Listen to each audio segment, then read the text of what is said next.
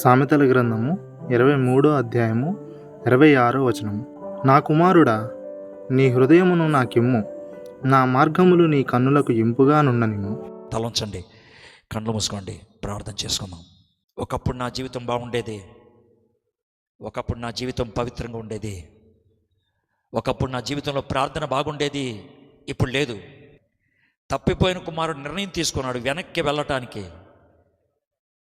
యోనాకి దేవుడు ఒక నిర్ణయాన్ని ఇచ్చాడు, వెనక్కి వెళ్ళు అని. దేవుడు నిన్ను వెనక్కి రా, నన్ను వదిలేసి చాలా దూరం వెళ్ళిపోయాను.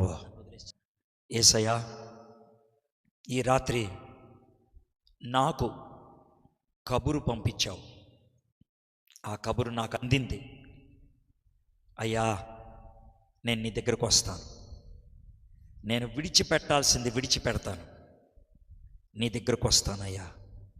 నన్ను స్వీకరించు, నన్ను ఆదరించు, నన్ను బయటికి తీసుకురా, నాకు శక్తిని అనుగ్రహించు, నిన్ను వెంబడించటానికి సహాయం చేయి.